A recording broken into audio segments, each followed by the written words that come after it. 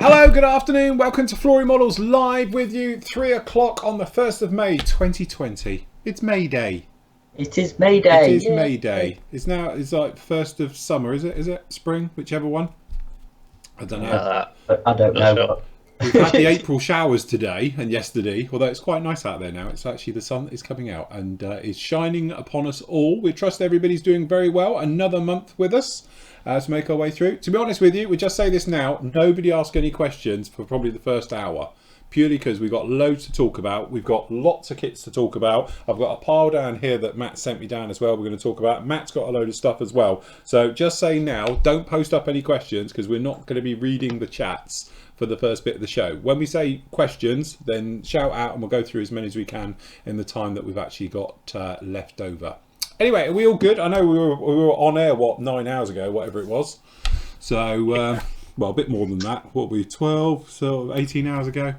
So, yes. That's right, is it? 2 minutes. Yeah, that's it. But we are back onto it.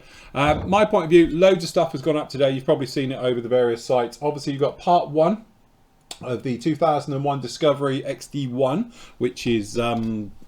we made a robot out of him yesterday, which was quite good, and so that is up with you now. So the first part of that is 40 minutes. It's quite a lot of it going through, but again, it's one of those where the kit itself isn't that detailed. It's full of detail surface wise, but building wise it's a lot of rinse and repeat. So 60 cargo pods, for instance, I've only shown you how to build 3 because after that it just rinse and repeat, and the rest of it goes together very, very quickly. So I'm thinking parts 1 and 2 are really going to cover the full construction of it, and then obviously we're going to then be building it into some way of being able to paint and weather and all of those things. So that's what's going to be happening next week on with that one. So anyway, part 1 is up, say it's 40 minutes. You can go through all of that one right now. The other thing that went up today is the review for the Hella Canadair CL215. Obviously it's 1/72 scale, and to be honest with you, for a kit that is 40 years old, I tip my hat again to Hella, and I did say to Matt when we first got on air today, I did say I take it all back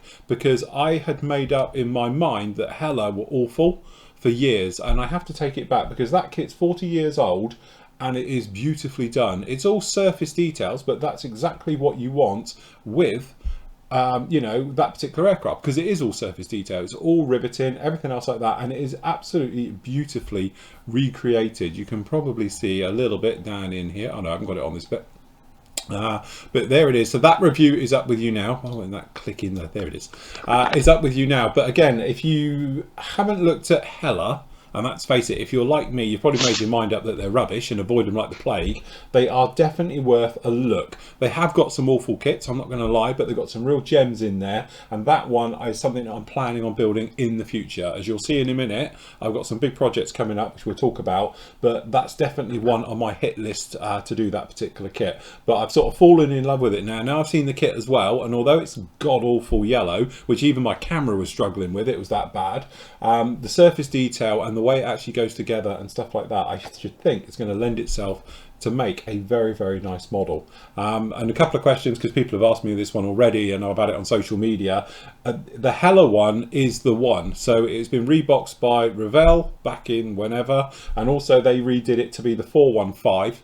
Okay, so that's when they had it as a boxing, which is the turboprop version, and then Italeri, they had it as well. So a lot of people have asked me, is it any better than the Italeri one? And what's that difference between that one and the Rebel one? It's the same thing. It's just a rebox of that actual kit. So that kit has been around now 40 years, but actually is standing up to the test of time very, very well. So again, I tip my hat to Hella. For all those years, I've made up in my mind they're awful.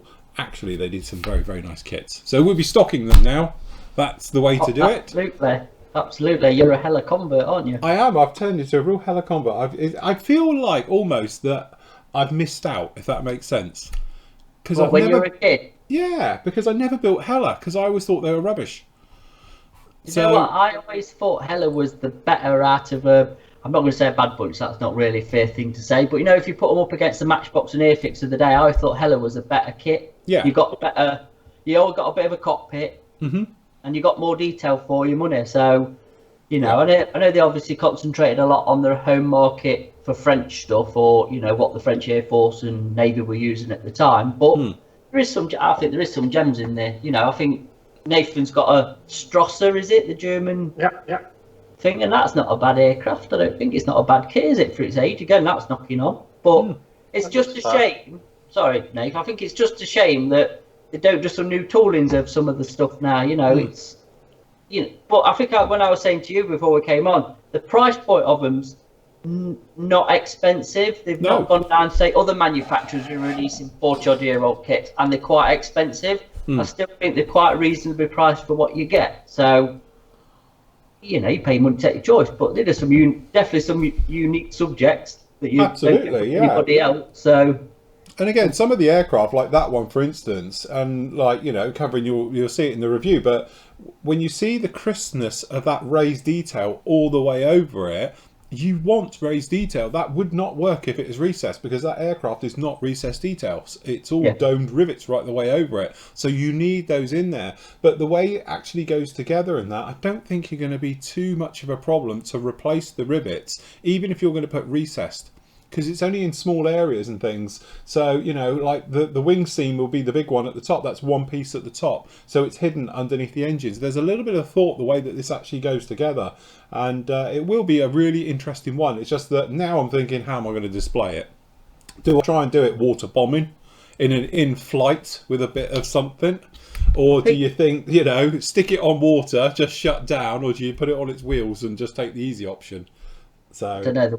The water bomber bit would look good, like the box art, to be honest. Because you can't. I don't think you can stick that on its wheels. I don't think it. No. Do it justice. Nice. I think the problem you've got is obviously it's a prop and put it in flight, because you really don't like the prop blur look or whatever. So you'd have to think that one through. But I don't know. I think it looked quite cool actually. But it'd be something tough to pull off. Yeah.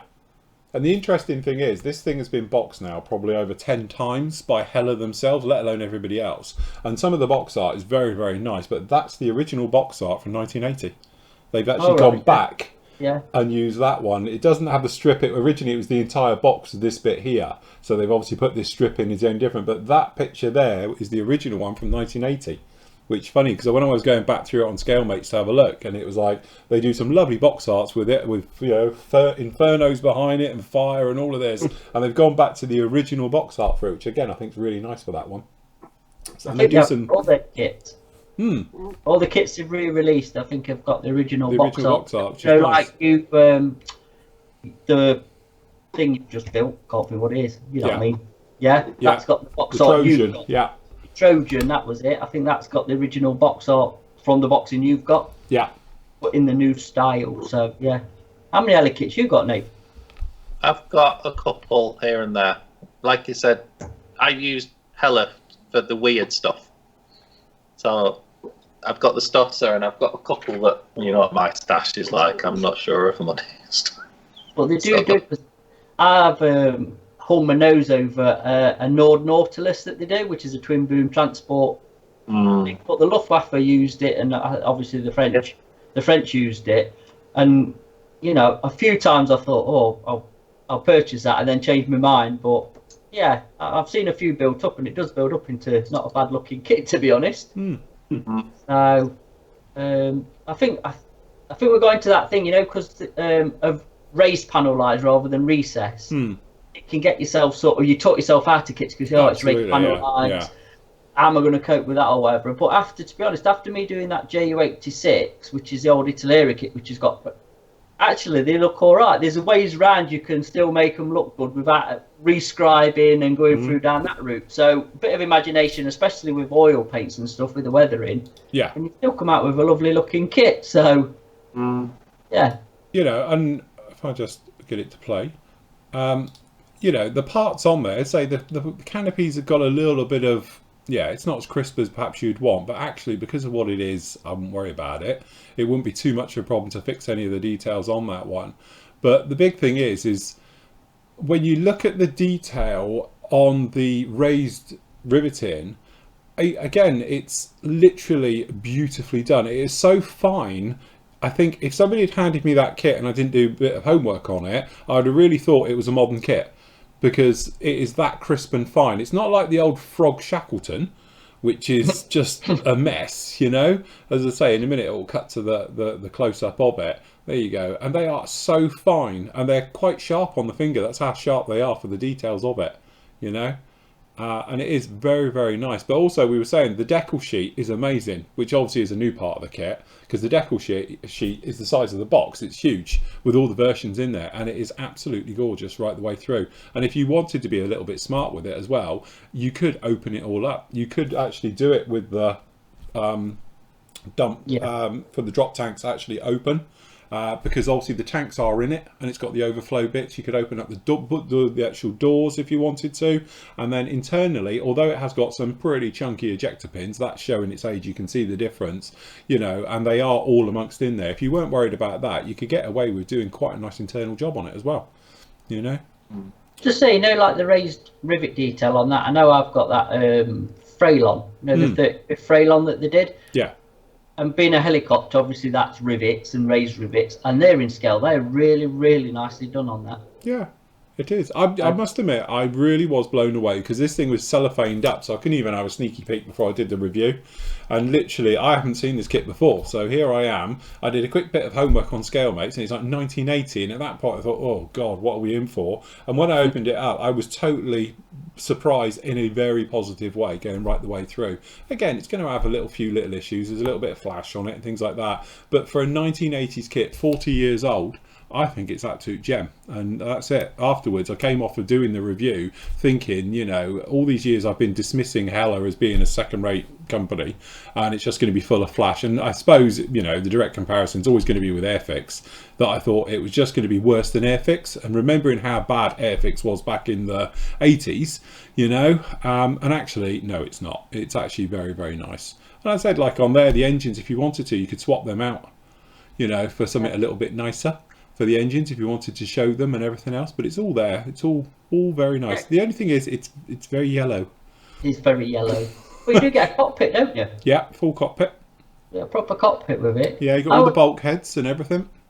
I always put Hella on par with like earlier Teleri. Yes. Who I thought, you know, did some good kits, and you got a bit of internal detail. It weren't just the seat, the stick, and a floor, and a, yeah, you know what I mean, and a bloke. And I mean, that's just a super looking aircraft. I think it's brilliant. Yeah, no, it is really, really nice, I must admit. So yes. Yeah. Anyway, I'll stop that from playing, because otherwise you lot won't go and watch the review. You have to see it. So anyway, Matt has sent me down some other very, very cool things. So I'll start off with what's up for review, and then I'll show you what my plan is for the next few months from building point of view. So in one, I must admit, this was a surprise. He likes to chuck in some various things in with these, and when it opened, I was like, actually, You've got to do it. You've got to do that. The green machine itself, the actual Range Rover. It's the classic one. Why do they do the 3 doors and they didn't do the sort of 5? Because all the kits are 3-door ones, isn't it? Which is the really, really sought after one now. If you wanted a one, that's like hen's teeth. Yeah, that's the original, isn't it? The 3-door, and then obviously they made the 5-door. But I thought, I'll send you that, because it'll be obviously on par with the Quattro I built and the Transits, and they're not you can chuck them together in an afternoon and just have a bit of fun. So I'll give you a bit of a break and something shiny doing with your LP lacquers or whatever, and that's it. Make yourself a Range Rover. So. But it's very, very nice on that one. Again, if you haven't seen it, me and Matt, crikey, was it 2 years ago now? We got carried away one day, and we ended up building 2 Transits from the same ones, and we weathered them and did all the bits and pieces. They're now at the store in a display cabinet, weirdly, but we did them as part of a live show. And again, it was really nice because we just threw them together in about an hour and a half, and then weathered them and painted them up over the course of 2 shows, wasn't it? So yeah. Very nice on that.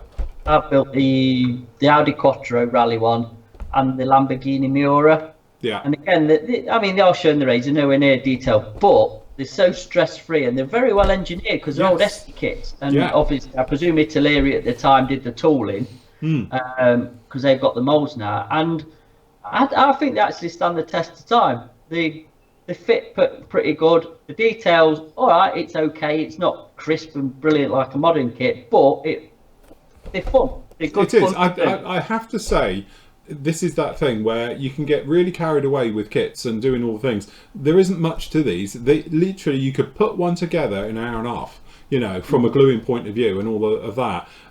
But it's quite clever engineering, because if it's the same as the other ones, you sort of bring the lower and the chassis up, and it sort of pins with some things, and it sort of holds together, and it really is stress-free way of doing it. So again, highly recommended, definitely. And next up, somebody was asking about this the other day. We've got the Meteor. This is the FN14 with the long nose, which is the sword kit in 48 scale. So again, a very, very nice kit. It'll be interesting to see what it's like inside. I won't look at it clearly, but a very unique looking aircraft, the long nose Meteor. Yep. So yes, very nice indeed. So we got that one. That one's coming up. It's here, Comrade Buller's kit. So I've pinched it.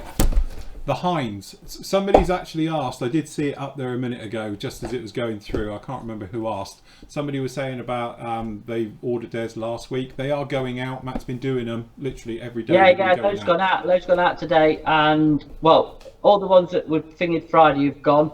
A load's gone out from the pre-orders have gone out, and the rest are going out tomorrow. So yeah, you'll get them all hopefully next week, because we've just saying I think the post might just drop, get back to normality. Yeah, it does seem to be getting back to normal. So, but yeah. So anyway, here we have it. Again, this will be interesting because I've almost critiqued it already without even looking at the kit. I've literally been like every other person on the internet. So it'd be nice to actually get one to have a look at it properly. And knowing the Hind quite well, and having done the 35th one, I've done the 72nd one, I've built the old monogram one as well in 48. It'll be interesting to see how this one stacks up to it. And now knowing that the aftermarket bits come along with it as well, I think it'll be an absolutely fantastic beast to do, but definitely. So anyway, I won't look too close because of that one. And then it's here. Where do you start with this?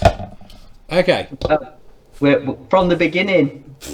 In the beginning, there was Start plastic. off with its quality box. Right, okay, so we'll start off with its quality box. So, Are you ready for this, Nate? Are you ready? so the quality box, bearing in mind this is a brand new kit, it's falling apart, but that's what they all do. And obviously what they tend to do is just stick a paper label on the front. It's a standard box with a paper label, which is why... Wait, don't go bashing Mac 2, or then you'll be having words after this. Right, okay, there's a bit of backstory to this. Mac 2, from the guys, you know, from the team, we like to take the mick, quite frankly, because it can be a little bit agricultural, to say the least. Mac's got a soft spot for Mac 2. I have. I don't whatever bash reason. Mac 2. I think it's drugs in the 90s, but anyway, he's got a thing for them. And I've always, because everyone said to me about, you ought to build a Mac 2 kit, and that's because you all hate me, and you want to see me squirm on camera. But the thing is, Mac's had a few, and then he sold a few, and he rebuys them. It's brave again, and to be honest, they are awful kits. But then this one came along this year, and I thought if I was ever going to do a Mac 2 kit, I would have done the VC10, because I've actually got a bit of a soft spot for the aircraft. Obviously this is 72nd scale, so it's massive, and the only other option is going to be vac form. Nobody is ever going to do one of these in plastic, I can tell you that. So we basically put the bill. Well, originally I was going to get it at Telford last year. Then I waited, then one of our suppliers got them in, and then I sort of hesitated and they sold out. Anyway, it came back in stock and we bit the bullet and we went for it. It is available in 3 types. You've either got this one, which is sort of the modern colour scheme. You've got the other version, which is in the camo, and they've done the BOAC one, obviously, and that looks beautiful with the blue and the gold and everything else like that. So it is available in 3. And yeah, just to give you a small, because obviously the box is falling apart anyway, to give you a small heads up of what it's like, it's literally quality at its best. Yeah, it's going to need a lot of sanding and preparation, I feel, but again, this is one of those. So this is going to be my build, which is going to be after the next one, which I'm about to show you. This will be the one straight after it. So it's going to be a giant airliner with more problems than you can throw a stick at. Again, this is going to be one of those ones where it may be a little bit of scratch building involved with it, just to help the build, I think. And yeah, the parts just generally aren't nice. Anyway, you can see a full thing on this. I'm going to review it. I haven't opened it yet, but you'll be able to see the review of it next week. So my plan is Monday I'll do the Hind, and then maybe Tuesday or Wednesday I'll get this one up with you, and then we'll get the others as we make our way through. But there you go. That's the next. So idea for this one as well, we're going to be doing it in flight and refueling. So Yeah. the team are going to build a load of little chicks in tow, as we call it. That's what we want. Yeah. So the guys are going to do something. We're going to do something with some little magnets for the refueling. So I'm going to put a magnet on both ends, so it'll click into the back of the actual tanker and then onto the aircraft, and so that way it can be doing air to refueling. But there we go, the 72nd legend that is the Mach 2 VC10. So no stress. And then a lot of people have been obviously asking about it. I was going to hide it away and not mention it, and I was going to make a start on it, but seeing as we're having a good show today, I am building that. So starting on that on Monday, we've got some photo etch coming in for it. We've got a few little bits and pieces, some seat belts and some various things, and I intend to do it as the Flory girl. Flory was an actual B17. We saw it on the live show the other day, so we've actually got that one. Going to be doing custom decals for it with the actual Flory logo on, instead of where, because originally it just had it in black lettering, says Flory. We're going to do it so a little bit of whiffery onto this one, but again this one's going to be all about the finish, the presentation with it, and be a little bit, it's halfway to a showbird I'm thinking, but it's definitely going to be all in metals and nice shiny metals like that. So yes, that's the plan. So that's what I'm up to for the next 2 years. 2 years. Yes, that's it. So yeah, that's my life ruined. So when I'm sat here like this going Mach 2, Mach 2, you know I've lost it. Hey, I'm going to join you in your pain, because I'm going to do the Argosy. So there you go, you've heard that here everyone, and if he doesn't, he's got to build the Bison. Oh, no, I'm doing the Argosy any day of the week. So I'm going to clear up, because obviously I've nearly cleared all my backlog now of all finished kits and stuff, so I'm quite caught up. So it's something, yeah, when you start yours, we'll make a thing of it, and I'll definitely do the Argosy, because if I don't, I'll sell it again, and then, you know, it's, I'll just go in a vicious circle, keep buying it and selling it, and I do want to do one. So, and Nathan's got to have one, I think, because, you know, he needs to join us in the Mach 2 brigade. Yes. There must be something you want. What about that? They do that sort of 3-engine, 4-engine JU-52 looking funny thing. Problem is they're molded out of cheese, aren't they? This horrible soft plastic. Yeah, but you like vac forms. I don't know how you can sort of stick your nose up a Mach 2 kit from the man who's done a vac form, and that bloody javelin you're tempting to do. I was going to say, the javelin's got to be... Exactly. Tempting. You like the challenge of a build, though. Yeah. If, you know, I'll tell you what, we'll even buy you one. A website now, and we'll supply you a said kit. We'll supply you a kit to join us. God. That's fair, that, isn't it, Phil? I reckon. I think so, yeah. We'll supply you with a kit, and you can pop it together with us. Just to share the... Yeah, it's just a weekend build. Yeah, that's it. It'll be a fun weekend build. So yeah, because there's definitely no point in asking Andy, because he would, oh god, he'd have a cardiac thinking about doing a Mach 2 kit, wouldn't he? I think he'd just. I think I'll push him over the edge at the moment. That would definitely push him over the edge. But Nathan would tackle one. He's a brave man. Yeah, that's it. So he's having a look now. So yeah. Yeah, look, he's trying to find a kit. That's it now. What do you reckon? Yes. There's a Convair 440 in German markings. There you go. We'll sort you out with one. Right then, Matt, what have you got on your side of things then? Right. Well, we'll start off with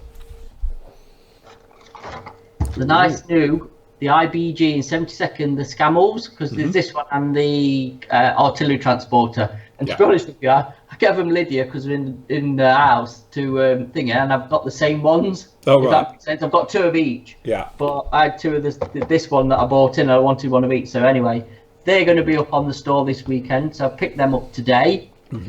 And I'm going to send one down to Phil for review. Yeah, it'd be interesting to see those ones, because obviously they do it in 35th scale as well. It'd be interesting to see how it scales. Yeah, and then I think that version Airfix are bringing out, aren't they? They're bringing out a Scammel later on at some point in this scale. So you've got the very nice. It's cool looking truck. And then the next one is what we mentioned the other day. Is we're now stocking them. That's it. So they're all in now. So what we got there? We got Hurricane, Hurricane, and A Hurricane. Hurricane. So So what? that's so the what Mark we've II got Cs that we were talking about. Yeah, we've got Mark 1, Mark 2C normal, I presume, a Night Fighter 1, a Sea Hurricane, and a Mark 2C Trop. Very nice. And then some of these are the expert ones and just the normal ones. So I think the expert, you get mass set and photo etch. Right. That's the expert one, and the other ones is just obviously the kit and decals and stuff. But I know Jamie's built, I don't know if you've built a couple of these, but it's supposed to be really nice Hurricanes for the scale. So again, these will be up on the PM site at some point over the weekend. Very good. So you get those now. We are stocking them because a lot of people have been asking about those kits and could we get them in and everything else. So we, by popular demand, they'll be on the store over the weekend. Yeah, and also we will stock, because I know they're bringing out a Wildcat and they do, is it MiG? Not MiG, a Yak. And we will stock the range because they are, pretty smart little kit. And also I'll send one down for filter review to show. Yes. So next week you'll be getting a couple more things in the post. Cool. Yeah, bring them down.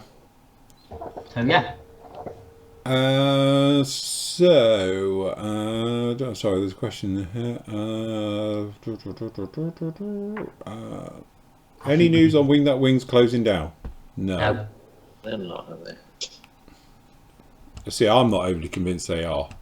No, I'm not convinced myself. Like, seriously, there's just so much information been going around and a load of rubbish going around and they haven't commented. So by my notion, I can't believe information would float around that, and as a company you just let it happen unless you're trying to flog gear, and if they're doing it for that reason, that's low, because that's like artificially inflating the cost of your gear, isn't it, just to make everyone panic buy. Right, okay, question. As he isn't here, what's the final verdict on the Sparmac versus Bambi compressor? Basically, is Andy's missus happy? I don't know. Yeah, I think so. I think it is. It's one of those things. I think the pitch, and also he's not using his usual microphone because it's died on him or something. We were trying to fix it the other night. So at the moment he's just using like the webcam mic, and I don't think that's a fair shout because it picks up pitches differently, the actual pitch of the thing. And I think the major gripe with it was the vibration, wasn't it? Yes. But he has been using it, and as far as we know, it is nice.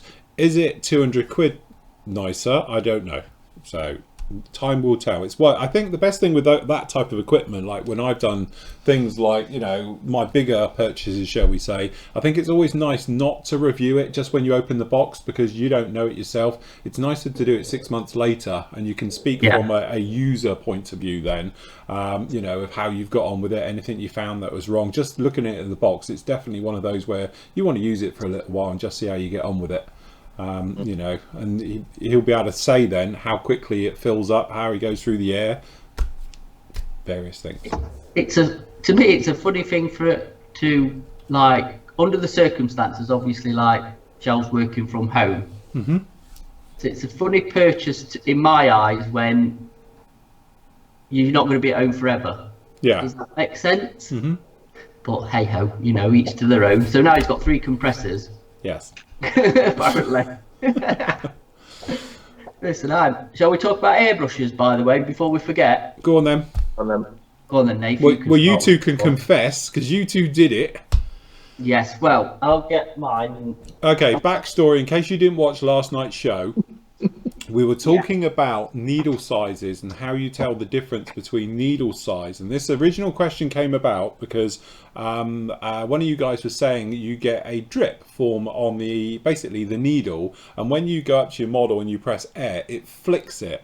And I said that what can happen is the nozzle can wear and it causes a little bit too, not a good seal. And I was doing lots of diagrams and expressions, which is definitely for a 9 o'clock show, about how it needs to be seated to get a good seal and stuff like that. But parts do wear, and you can live with it and just blow it off and everything. After the show finished, my said friends here decided to sort of pull apart their airbrushes just to check, and it turns out it could be another fault. Now over to you guys. I've laid the ground, you now dig your hole of why you had leaky ends. Well, basically, I found out I was running a 0.2 nozzle with a 0.4 needle Yes. in mine, which obviously wasn't the best thing to do. No. Because this was all to do with notches and no notches and how many notches is on this, and it's not like we were just discussing. It's not a great system how they were doing it. I think they've changed now, but this is quite an old airbrush, and obviously in my bottom drawer behind me I have got needles and nozzles and spare parts and stuff, and I've obviously messed them up somewhere along the line. So that's why this airbrush has not been working very well for God knows how long. Because I was getting the drip scenario, but obviously that's why, because I've got the wrong needle size in the nozzle, so that's not going to help anybody. I have not tried it since I've changed it back to what it should be in it, which is now 0.2 needle and nozzle, but I am going to this weekend. In fact, I've got to camo me thing. This thing needs a couple of cuts, so I'm going to try it on that and see what happens, really, see if it's working any better. But yeah, so just check your needle and nozzles if you've got one of these to make sure you're running like the right ones. Yes. Because it's obviously an easy mistake to make when you're stupid like I am. And Nathan? I had done in my older airbrush the exact same thing. So I had a 0.4 needle in a 0.2 nozzle with a 0.2 end cap as well. So it was all different. So what I've managed to do is put all the 0.4 stuff on this one. This one was actually all right, but that was purely by fluke because this has still got its original needle and nozzle set in it, but this one was just all wrong.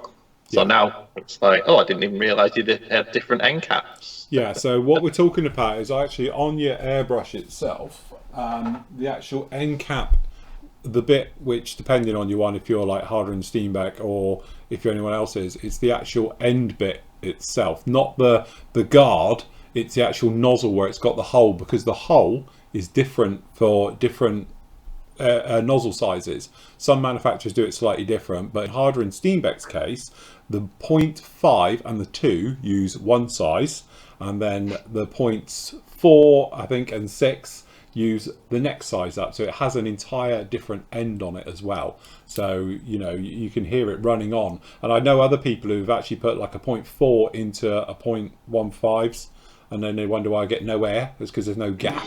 It can't physically get any air out and stuff like that. So yes, so after we were talking about it on the show, literally afterwards, the guys had a quick look, and we were looking at needles and nozzles, because I've got older needles and nozzles. They're still new, but nowadays they've changed the markings on them to better identify needles and nozzles. And we were literally, everyone's got them out saying, to hold on, I've got the wrong one at this point. There was a bit of a light bulb moment going on here, so you shouldn't put a 0.4 with a 0.2. So anyway. Phil's just asking, is the actual needle size on, is it on the needle the size of the needle? No, what it is you get little notches on the back. You're not going to see it. Can you show on your overhead, Phil? Because you're going to be able to show it better. I haven't got the new needle. That's the trouble. Oh, are you on an old one? I don't have any with the new notching system. I've just got the original ones which don't actually have the notching system. Let me just check. No, none of mine have got the notches, because I'm just the originals. Because I bought a few a couple of years ago and I'm still on them. Can I just shut up? Just guys in chat, can you just hold on with your questions a minute? Because they're starting to rattle through. So we'll get back to them in a bit. Just hang fire. Yeah.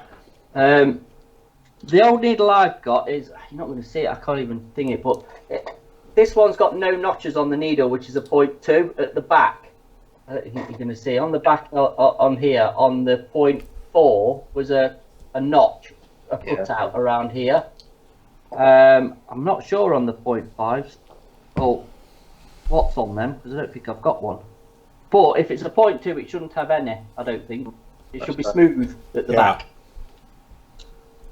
Well, again, I don't know how old my needle and nozzle set is, to be honest. I pick them up sometimes at shows and they go in a drawer, and I don't know. So, but I'd just check. And then what is it on the nozzle? Is it like two? Yeah, it has two bands if it's a 0.2, It has two bands, or one groove, as we said, in the middle, because it's two bands each side, and it's got different numbers of them per the actual ones on there. But check on your manufacturer's needle nozzle website to see exactly which one you've got, so you can identify it. We were saying some manufacturers are very good at identifying it. Harder and Steenbeck aren't, but now they do the version 2 system, which actually does identify them a little bit better. So there you go. Richard just says H&S site has a clear description of the notches and needles, etc. So again, depending on obviously what we're just talking about, Harder and Steenbeck's, Iwata's and various ones here, but check with your manufacturer to see which one it is, because if you have got problems with leaky ends and stuff like that, it could be you've got the wrong nozzle and needle combo and end cap even. So it's one of those ones where it's something as simple as you've just done a clean out, you've picked up the wrong one, popped it in, and we've all done it, and you might be living with it. I'm wondering why you've got that type of problem. I was wondering why your airbrush is rubbish. Well, this is why his airbrush is rubbish. What is it? Bad workman blames his tools. That's the one, definitely. Yes. So I might have an easier time spraying from now on. Yeah. So you got your Mac valve. Yeah, you got your Mac valve and your needle nozzle combo set now. You'd be absolutely fine now. Yeah. The irony is I've just finished the main spray work on the Tornado, but never mind. Just think you'll be all set up properly for your Mac 2 kit. Yes. Do you need some more sanders? Yeah. I'll send you a job lot up. Mike saying, so after you did, so how do you identify the nozzle and needle size? To be honest, I'd say depending on your manufacturer, go to their website, have a look. Harder and Steenbeck's website, you've got good close-up photos. You can go to your nozzle, go like that, and see exactly which one you've got. But as I say, they're different for every manufacturer, literally. So you just want to make sure though you have got the right one for the right needle. Not only will it stop, if you've got, to be honest, like a 0.2 with a 0.4 in it, you're probably putting a lot of wear into that nozzle because it's too big for it. So it's trying to ram its way in. Yeah. And no one likes it going in dry. Anyway. So just the thing, are we opening up questions now then? Are we? Yeah, go on then. Chuck in the questions. Here we go. Go on, Nathan, read some I'll questions. put it on the screen here and wait. There was a question about Tetracell standard thinners. Yeah. Matt, he's just opened. Yeah, I've got it. It's a funny colour and smells different. It smells fruity. I'll tell you what it is. It's because it's probably recycled thinners. And they do. You get different sort of hues of yellow to clean to...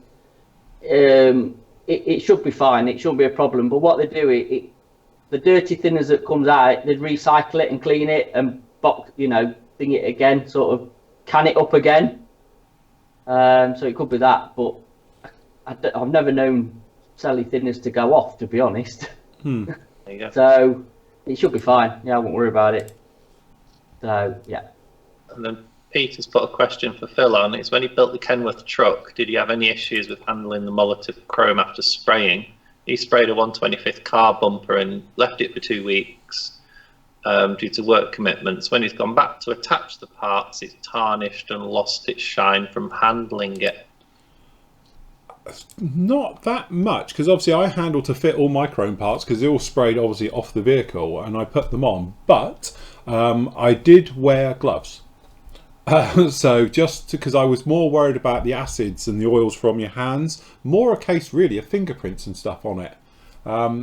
So yeah, what you can do though, if it has tarnished, as I said, there's two tricks. First of all is just to make a very thin coat and thin it with like leveling thinners and just give it a light spray over it. It will then eat into what's in there already and it'll relayer.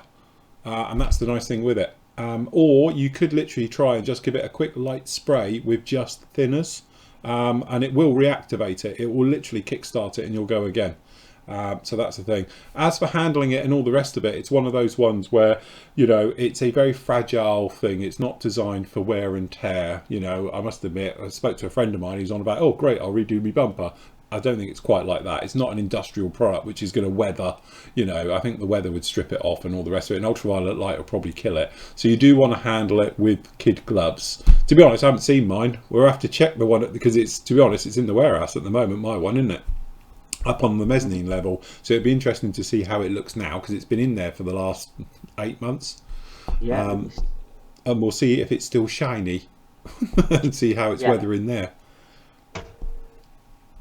So So you yeah. can't use Tamiya 11 as a substitute, can you? No. If you were going for chrome, the Molotov one is fine. But you can literally just very lightly, as I say, spray over it, and it will reactivate it. Because I've done that before. You know, just to get it going again and everything, and then just literally just don't touch it. But if you've got grease and oils on your hands, it might etch into it a little bit. The acid's on your hand. I know it's on a very fine layer, but you've got a very thin coat of that on there, so it's not going to take lots to burn through it. To be honest, Buster, when he went to Telford last year, he was fully chromed, but everybody went up to him and without fail started scratching at it, and you know, which I must admit was a little bit like, do you mind, that's my model you're trying to kill.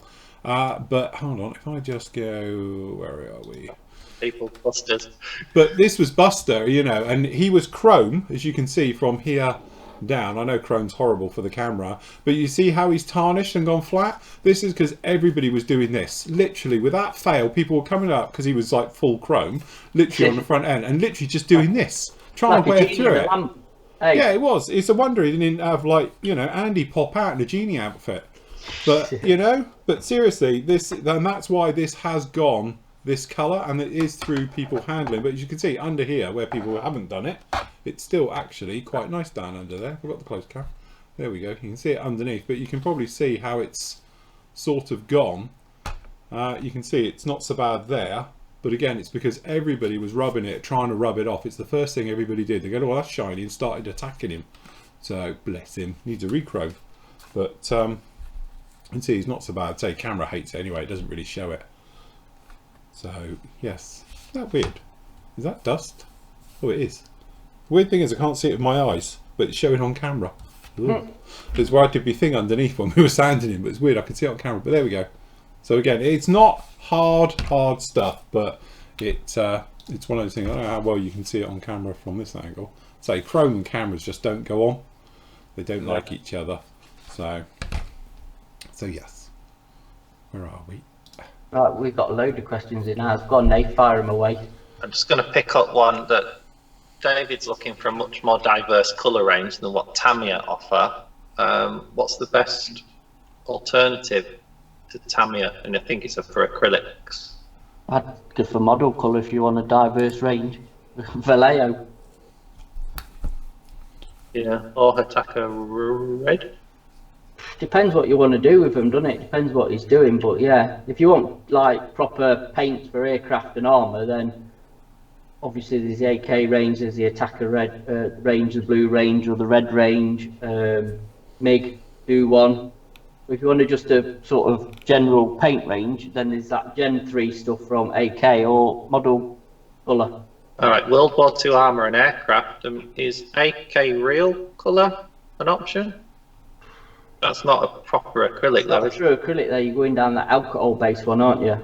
So if you're on about a true acrylic, then really, yeah, you want to be going like the Attacker, blue range, red range, AK, MiG type scenario. Unless you're going for Model A. Model A do it, don't they, as well? Vallejo. There's plenty of options out there. You've just got to see what's available to you and pick one and have a go, really, and see if you like it. Yeah, buy a few. Maybe buy a few for one model and see how you get on. And don't go mad and buy the full range and then don't like it. Just buy a couple of couple of bottles of paint, give it a go and see how you get on with it, really. I know, just to answer, I've lost it, hold on. Roger. Stock update on the site. I'm going to be working on it, but I'm going to be honest, I am going to have a couple of days off after tomorrow because I am shattered. So it's I have got some catching up because we had a lot of orders in. We've had Attacker and Albion and all sorts of the tight news updating. So I've got orders to do tomorrow morning, and then I'm going to sort of see what happens after that. But it will be updated for next week. Put it that way. I'm kind of thinking probably Monday. I'll probably get back on it. Just have tomorrow afternoon and Sunday off. Recharge the batteries a bit and then start again next week. So technically we're shut on Mondays, but I can work from home and do stock in here rather than I have to go to work. So that was my plan. Yes. So yeah. And then Phil's asked a question about clears. He's using Alclad clear gloss. Is it known to darken Tamiya matte paint? So he's used it on Vallejo and it darkened the colour. Well, that's just gloss. Gloss will darken gloss any will- colour. Yeah, any If gloss it's will a flat. darken it. Back in the day, Extra Colour wouldn't recommend them. Released gloss paints, so you didn't have to clear coat them. You didn't have that darkening, but I mean, any gloss is going to darken in there. The thing is, if you've got a flat coat, by its nature, it's catching light. That's why it's a flat finish, and it lightens because of that very fact. If you gloss it, you then obviously are going to darken it, but because it will go darker, because all those little pits in that, which is catching the light and reflecting the light, lightening the paint, have actually been filled. So it will darken slightly by doing it. Yeah, it's going to have an effect, isn't it? Yeah. Whether it's more or less than others, I don't know. But I mean, there's no way around it really, unless you lighten your paints. But I don't know. Would it work, Matt, if you then reflatted it afterwards? What was that? Sorry, I was reading So the obviously chat. we're saying if gloss paint, obviously Yeah. he's got a flat coat of a colour on, but he's put a gloss over the top and it's darkened it. Right. If you was then to reflat it again, would it lighten it again? Because obviously the light's catching it and making it look lighter. Or have you lost it? Ooh, that's a tough Really one. good question. It's a really good question because it's like depends what colour it is as I was well. going to say, really. I think it depends on the colour as well, because certain colours Yeah. like reds you can darken Yeah, down reds, by blues glossing. can always go a shade. Greens can go a shade darker than when you put a gloss coat on it. So best thing to do is flat a bit and dry. You can always polish it back up. Yeah, it's a tricky one, and I mean that's why that was Extra Colour's whole reason for existence, wasn't it? those things took about a year to dry. Well, Well, again, aren't we going down this colour road of? Is it really that important if it's one shade darker than what you put on? Do you know? If it's a completely different colour to what you wanted, yeah. But really, if it's in the right ballpark, is it? Yeah. You know, That is kind it of worth the stress and hassle? That's what I'm thinking. Yes. I don't know. kind of worms there. Yes. Yeah. Yes. Yeah. Let's not go down Yeah, that. don't go around that one. No. Yeah. Quick question here. Who makes the best A10 Warthog kit? I have to say 48th, then you're going to be going Hobby Boss. Not perfect by a long way, but I think it's the best out of them all. And then 32nd, you've only got one option, which is obviously the Trumpeter one, which actually I thought was all right. And then 72nd, where we going 72nd? Was it Academy one? Academy one? I think so. Yeah. Yeah, something like that. That's the best out of a bad bunch. I think. Funny, it's so strange for such an iconic aircraft. It's so kitted, isn't it? Yes, you'd thought somebody'd jump all over it, really, wouldn't you? Yeah. Sprugoo says a leaky end comes with age, apparently. Apparently does. You can get product out of the chemist, can't you? Yeah, that's it.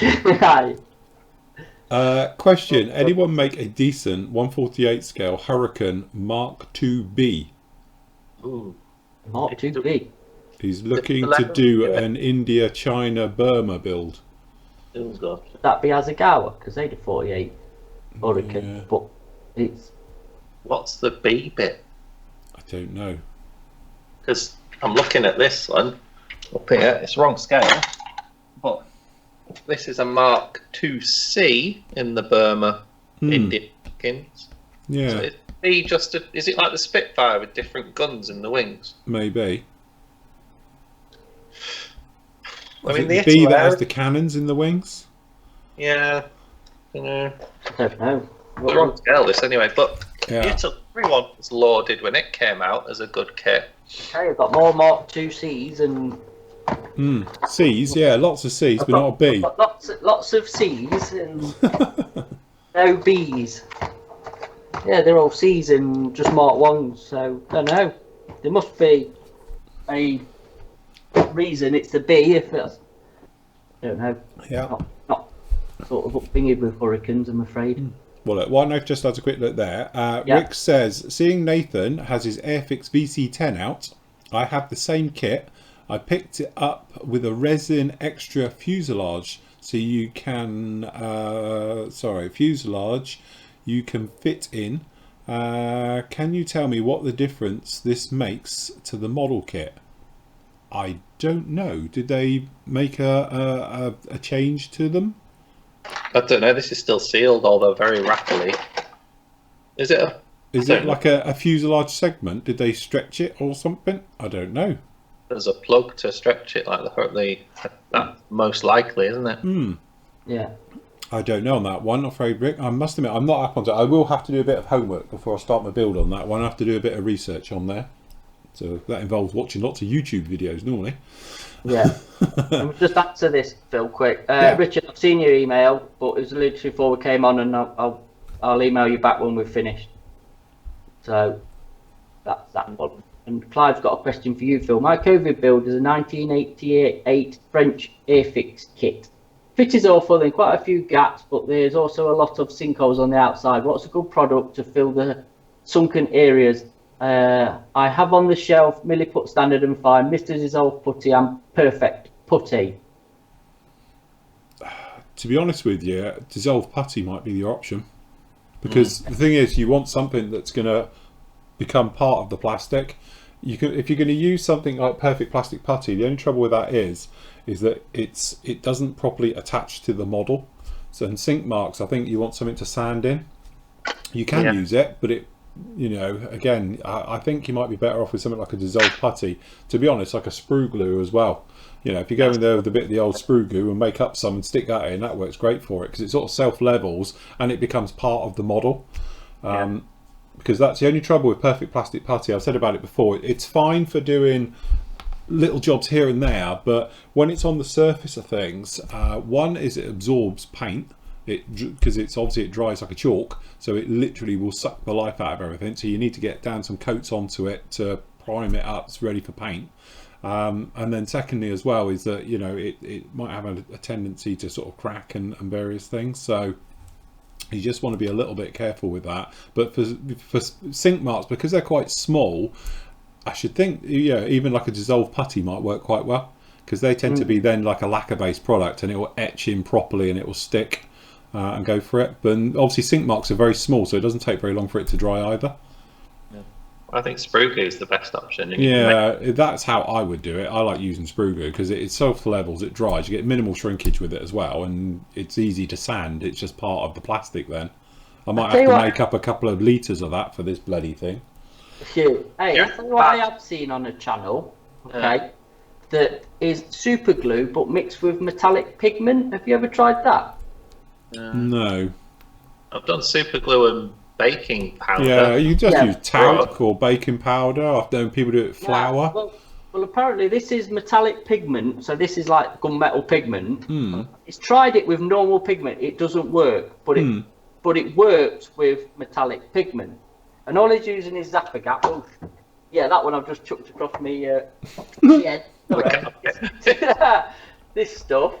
Yeah. And then, like I say, some metallic pigment in it. I'm just wondering if anybody had tried it with pigment instead. Because I know, like, when you put baking soda in, it goes like bloody concrete. You can't do it with it. It's rock hard. Because I've seen the guys who restore, like, Matchbox cars and, die cast and stuff, use that as because it's that blooming hard and they can file it and it's strong. It makes a strong bond. But I think it's a bit overkill for a model kit.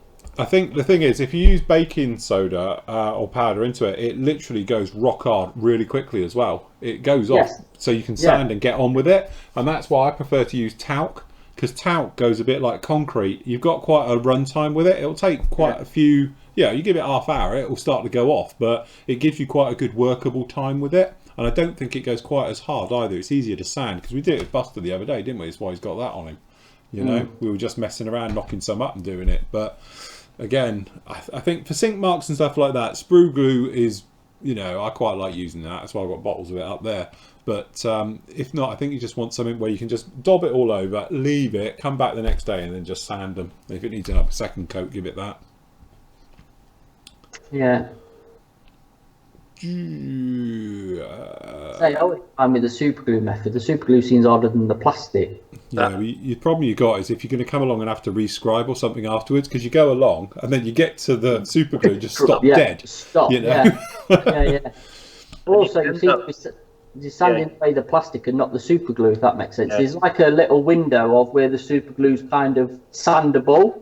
But if you leave it any longer than that, it's that hard. You just reckon either sanding sticks or just sanding the plastic and not the glue.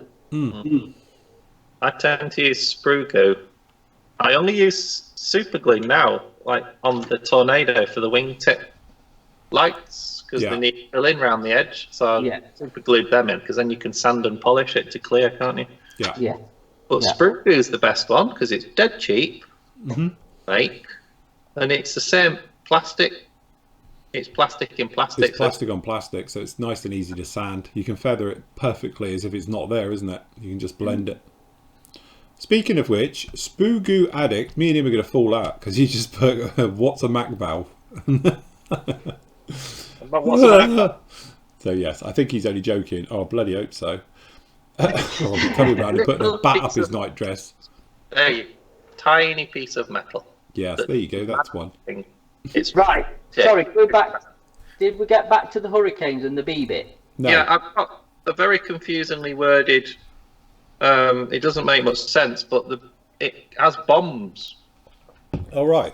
There's a picture in here of it's got 2 bombs on it. But it's like the Spitfire. The ABCs are different armaments in the wings, but it's as clear as mud in this book. Yes. But there's a picture of it with bombs underneath. And apparently, Trevor's put on our chat that the Hobbycraft Night Raider Hurricane has the 2B option. Any good? Oh, it's Hobbycraft. What do you think? Not that even Hobbycraft exists anymore, so probably finding one's going to be hard enough. But yeah, I don't know. Couldn't you could do a conversion if it's put some bomb racks on it and some bombs? Right. If it's a B, I don't know. I don't know. I don't know. Like I say, you'd have to probably scale mates or something. Might be your friend in that of finding one. Yeah, we're a bit stuck on that, aren't we? Yeah, well, I'm no expert on Hurricane by a long way, so I don't know. Well, if you're more flexible in the precise mark, then the indication is you can do. What? Oops, oh, there goes the beast. We're all dropping it. This one is India, Imphal in India, and this is a Mark 2C. Imphal, and you can definitely get 2Cs a little bit easier. So, I don't know. Rogers asked Nathan, where did you get your Mac valve from? Very kind gentleman sent it to me in the post. Yeah, Mr. Phil Flory sent it him. Oh God, that's a big thing, Graham. Oh God, no. Oh God. I'll try and. Yeah. Yeah. Nathan Cut and paste that somewhere. I've just seen it myself as well. There we go. Yeah. Thanks, Graham. But, yeah, thanks, Graham. Can we have the shortened version, please? Yeah. It's a Mark 2B, Hurricane Mark 2A Series 2. A few are fitted with racks that allow them to carry bombs. Oh, gold. The same racks that can now carry fuel tanks. Mark 2A Series 2. It needs slightly longer propellers. We've got a different propeller spinner. 4 additional wing-mounted 303 machine guns for a total of 12 guns. Oh my God. A total of 3,000 Mark 2Bs were built. By Hawker, 800 by Gloucester. Trop, used in North Africa. 300 by Austin Era Company. Brill. Anyway, on a lighter note, Roger says, can you thank Matt? His hind has just arrived. Yay. There you go. You see, they are getting through. So they are getting through. Yeah, no, good. Paul says, question, just got back to modelling after 30 years. Feels like a real modeller after rescribing my Airfix BF 109E. Best paints for RAF World War II brush paint. So what brush painting for World War II aircraft? Well, you've just been experimenting with some, haven't you, Matt? I have, actually, and I was quite impressed, to be honest, with the way they... To be honest, he's like Victor Kayan over there. It's all I've been hearing, how wonderful these paints are. I didn't really. But no, I was, because I'll be honest, but it sounds a horrible thing to say, I weren't expecting them to be that good. Yeah. It's a bit like you with your Hella... Yeah, kit. Yeah, your fire bomber. You just you have expectations, don't you? And it's gone way above it. To be honest, how it's worked. It's tiny bits, but the mirrors on that I brush painted last night, and it was absolutely fine. It's flawless. Yeah. I want to play with it some more. I need something to have another go at it with, a bit more, less on test on a few bits of kit on a sprue. Do you know what I mean? I want to try it on a full kit. So, but yeah, for brush painting, really good. Okay, so if you were today having to brush paint something RAF World War II, what paint would you go for? I'd definitely try the Attacker Blue range now for the right colours, because my normal go-to is behind me that you can see is the model colour range, which I can get along with pretty well. But as they really don't do specific colours for sort of RAF or whatever, I would definitely try the Attacker Blue range. So you go, have a look at Attacker's Blue range then. Seem to be the way to go. Question and feedback. Oh God, here we go. Are we in trouble? Hi Phil and team. I asked yesterday about whether the Blackbird with your washes should use grey and black as suggested, and I'm really pleased with the results. Thanks for your help. Oh God for that. I thought he just wrecked his plane. It's your fault, Flory. You told me to, and now I've ruined it. So yes. Oh good. Well done, Doug. Pictures. Send us some pictures. Send them via the sales app florymodels.co.uk, and we can show them then, because I'd like to see that. Nathan, will you read out William's post? The newbie one, newness. Yeah, I've got that's a question about, is rescribing a 72 scale aircraft, how deep is too deep? Same for 48. Can rescribed lines be very shallow? Yes. That's what I was going to... You know, at the end of the day, rescribing, I think the easiest thing you can do with rescribing is to overdo it. Because in your head, you're probably thinking that the panel line needs to be deeper to be able to see it. But the reality is it doesn't. You want it to be very, very fine. I think that's probably the biggest thing, sort of light bulb moment I had a few years ago. It was to understand that actually the lighter you do rescribing, the better effect it has. Because as soon as you go too deep, it just looks like a trench. And it looks really, really bad. So don't try and also mirror what you've already got, because I guarantee you'll go too deep, because you'll think it needs to be deeper, and the reality is it doesn't need to be that deep, you know. So I think that's probably my best bit of advice. And like I always say, with rescribing, don't push down, because you're just going, you know, you're not actually rescribing, you're farrowing.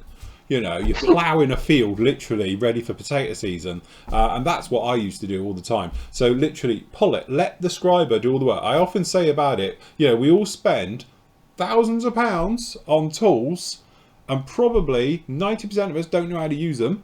Okay, so it's a bit like I say with sanders. People are there and you can see people's thumbs are white on the top and they're sanding. It's like, why are you doing that? All you're doing is ripping through the plastic. You're not sanding the plastic, you're carving it off. So what you want to do is let the sander do the work. Don't push down on it, just drag it left and right, and you can take the coarsest sander and put it onto a clear part and you'll hardly make any damage until you push on it. When you push on it, you'll rip it apart.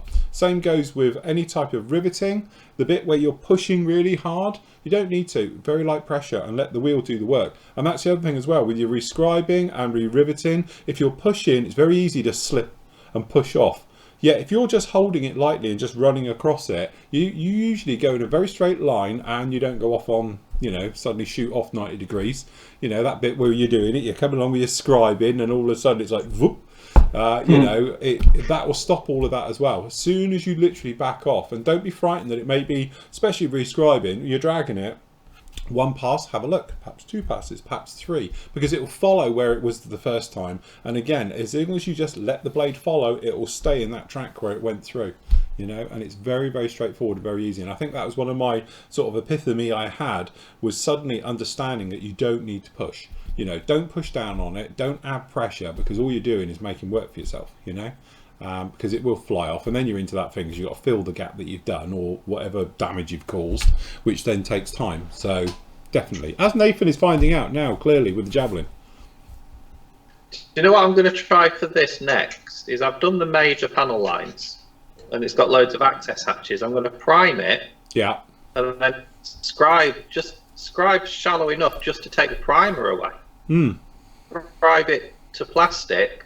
Yeah. and then paint over that. So that's how shallow I'm going to go for the next bit of scribing. Hmm. Oh, I hate this. I've seen somebody I hate scribing. do a full build, paint it, and then scribe it after. Hmm. God, what flippant. I'm thinking if I prime it and I slip, I can just reprime that bit and try again. To be honest with you, I do that quite a lot, because if I build a model and I paint it, and obviously because we're using washes and things for panel lines, if you can't see it, I'll then rescribe it once it's painted, because it's going to have a wash in it anyway, so it doesn't matter. And I do that quite a lot. If you go back through when I built the suffer, for some reason I ended up, and I couldn't see any detail in the back end, so I ended up rescribing the entire back end of it when it was having its wash, because I couldn't see it. The wash just wasn't going in, so I just whipped round and redid it all, and then put another coat of wash on, and it was fine. So, and I did it, to be honest, with the MiG-23 as well when I did the back. Yeah, you couldn't really see it very well, so I just popped in there with the blade, you know. And again, it's lightest little touch. You don't need to go deep, because some of my god-awful kits from back in the day, it was awful. It was literally, yeah, 2 mil wide, 4 mil deep. That'll do. It's like they got no matchbox. Yeah, it's literally. I made Trumpeter look good, you know, back in the 90s. So yes. Yeah. Oh. That Javelin's taken a back seat, if I'm honest, though. I hate scribing. It's the one thing I don't like doing. I'm not the biggest fan of it. Phil, what is the name of the intro song used on your videos, and who's the artist? To be honest, I can't remember the artist. I've forgotten his name now, but it's Come Save Me. If you YouTube it, you can find it on there, but we do own the royalties to it, so don't nick it, otherwise we'll copyright you for it. But yeah, we bought the royalties to that a long time ago after we got trouble for using a said artists, because apparently Sony owned it. So got a nice letter from them telling me to cease and desist. That There's was a lot of that going around, isn't there? Yeah, I used to have Van Halen in the very early days. Yeah, I always think that's a bit weird, because when like an artist puts a music out, it's for public consumption. Yes. So kind of if you playing their song, it's advertising for them, isn't it? Well, you would have thought so. It's a tough one. I understand obviously the copyright issues and stuff, but you know, you're all right to play it for your own pleasure, but I mean, when you go to gigs, you're not allowed to film them, are you? Because I remember going to a gig by Texas, and the security were being really heavy with people getting their phones out filming, and Charlene Spiteri told them to stop it. You should walk off. And then people were allowed to film the concert. All right.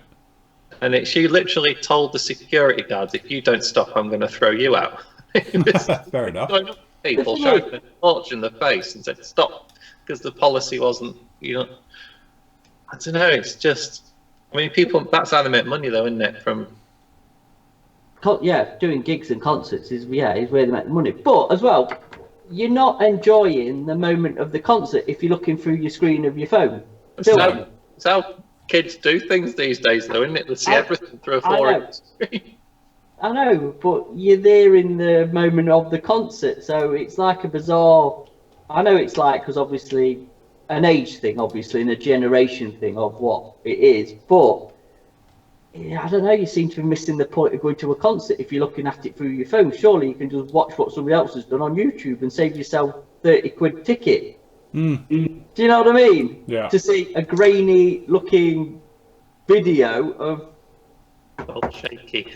Yeah, exactly, because it's never great, is it? Let's be honest. You see, this is such and such live on. They put it on YouTube. You can only hear what they're singing. All you can hear is the crowd noise behind them. The bloomy's shaking. They're being knocked around by the rest of the crowd, and it's like, why? Just why bother? I don't know. Just pet peeve of mine, I think.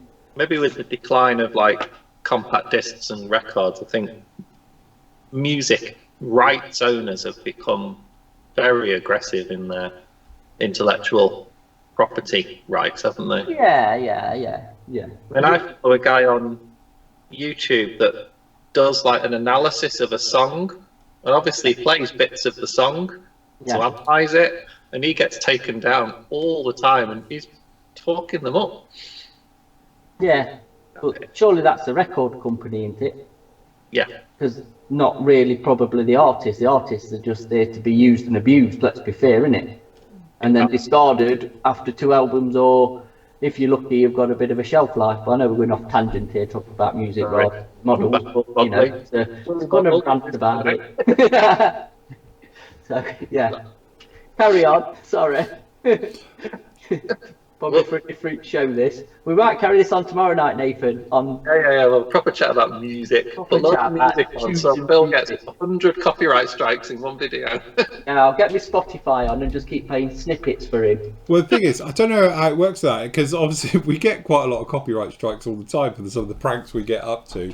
But I don't know if you can have, if you just did loads of them, they can only give you 1 copyright strike per video. So get the most out of it. You know, we'll stick a load up. An evening of music we bootlegged. Brilliant. Ed's just said he had a video from Def Leppard concert taken down by Facebook. Yes. A bit much, isn't there? I say, when Charlene Spiteri told these security guards she used swear words, you got a massive cheer from the whole audience, and that was just funny.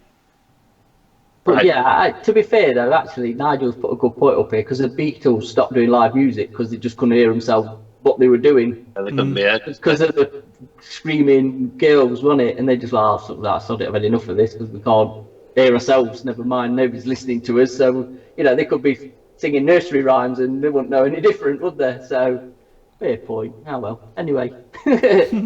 Anyway, Paul Norris says received his first order from PM Models today. Cheers, Matt. Making the B17G by Hasegawa from the 80s. I believe it's the first time I've sprayed metallics. Nearly there. Very good. Cool. Keep up the good work. Thank you. The VC10 was longer, was it? Is that why, as a plug? Perhaps that as a plug because the VC10's longer. He is large, yeah. Yeah. Hello, does anyone know which is the best trainer yellow for propeller tips, please? Crikey. Propeller tips? I just use yellow. Yeah, XF3, isn't it? Yeah, well, yeah, XF3. To be honest, that's all I use. I've never worried about the tip colour of a propeller. I suppose if you're a stickler for that sort of thing, that's probably... You know what? Extra acrylic's not a bad one, I don't think. Trainer yellow. Or the extra colour. I don't know. Because there's yellows and there's yellows, isn't there? But I've always used XF3 as well, just because it's on the shelf. Yeah. I bet you're gonna be stuck with something like Humbrol 69. Yeah, that's another one, isn't it? Yeah. That's all I can think of. But I mean, that's an area that's going to weather like mad, isn't it? Propeller tips. Yeah. You would have thought so, wouldn't you? I've got to say, I do like a Tiger Moth in trainer yellow. Yes. Yes, that Airfix one with the metal and the, well, not metal, but the dope limb in silver with the yellow. Silver and yellow goes together really nicely. Yeah, it's a nice combo, isn't it? Yeah. That's quite taken with your bomber thing, your water bomber, because it's nice yellow and red. It's all that's it. It's good colours. Yeah. It is. Yeah. It's a good scheme. But actually, I like the white one. The Canadian, wherever it was. Yeah, you got the Canadian, the green one as well, isn't it? It's white and green. Yeah, I quite like that for something different, because obviously we always see them in the yellow and red, don't we? And I thought that was quite different in the white and green scheme. It is. Hold on, let me get him out. In that one. That one, yeah. Yeah. Yeah, it's quite modern with the white with the green. Yeah, not quite gearish as the red and yellow, but still classy, I think. Keep classy. Alan's found your music, Phil. Yeah, well, you will do. It's all over the internet. Come Save Me by Daniel Allen. His French name, can't pronounce it. Gatreau. Yes. DJ Gatreau. DJ Gatreau. So we got about 10 different versions of it. That's why we've got the just no singing. We've got an intro version. We've got an outro version. All the ones of it. As I say, it was a few years ago now. That would have been over, I don't know, 10, 15 years ago now. I know we had it before YouTube was around. We've probably put him on the map. Yeah, probably. How many views has it had? That's it. How many followers? If you go on there, because I've seen it, because somebody asked me and I sent them a link to it, and actually it says on there, somebody's put on there, oh, Flory models. So Chris has asked, PM Models question. Can we get Mr. Hobby Leveling thinner, 400mm, and can you send it to the States? Yes, and yes. And is it expensive to send it to the States? Yes. Yes. I would say so. It's going to cost you 3 times as much to send the 400, mil leveling thinner to the States than what you're going to pay for it. It's ridiculous, honestly. It's just ridiculous postage to the US. And then David's asked a question about dipping canopies.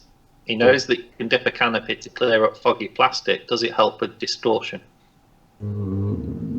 It depends. Again, this is the one where if you've got distorted plastic, you've got distorted plastic. But because of the complexities of the moulding and stuff, it's very difficult not to do it unless you want a multi-piece part, shall we say. So sometimes you just have to live with it. Normally what it does, it improves the clarity. By dipping the part, if it's got a little bit of distortion, it might help it, but I don't think it'll fix it. Normally it's a clarity issue. If you've got something and it's just looking a bit foggy and a bit greenhousey, by giving it, because it's basically re-glossed it to make it nicer. That's all it's really doing. It's not if you've got something where it's a bit magnifying, chances are it's still going to do it. But it might help. You can give it a whirl. What hurts try, will it? Well, this is it. You can use dental acrylic and mix it with super glue, and it sounds okay too. Never tried that. Pink stuff. Paul Budzik uses on his videos. Yeah. I've got some dental pink powder. I might give it a whirl. What's a good Mirage 3 kit? When you're asking these questions, guys, give us a clue, like scale. Special Hobby have got one coming out soon. That's that. 2, I think, yeah. I would say 72 is, oh God. I know, like, the thingy kinetic one's pretty good in 48, isn't it? Yeah. And like the Hobby Boss one, we said it depends what you want. I was going to say, I built the Hobby Boss one years ago, and actually I rate it. I think it's all right. Yeah, I did. And there's the old Eddard one, isn't there? There's a Mirage. So I think Hella's done one, but I think that is showing its age. Even though we're bigging Hella up, I think it definitely seemed yeah, I think it's probably a bit long in the tooth there. Again, because the Hobby Boss one and the Eddard one came out together, didn't they? Yes. Very similar at the time, and everyone was saying, but actually I built the Hobby Boss one and quite like the Hobby Boss one. Yeah, I built it, and I thought it was fab, but that's a C, isn't it? Yes. And the kinetic one's an E. Yeah. So. Yeah, depending again on the version you're doing as well, will limit your choices. Yeah. Special Hobby have got the C, the E, CJ, yeah. The Hobby Boss one is the CJ, isn't it? Doing a Nesha. They're doing the whole shooting match for release this year. Cool. All right, okay.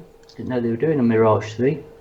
Ian, well, this one. Go on, sorry, Ian's just saying here, he's just watched the review of the CL215. If you replace the engine nacelles with the A26 Invaders parts resin, you can improve the look greatly.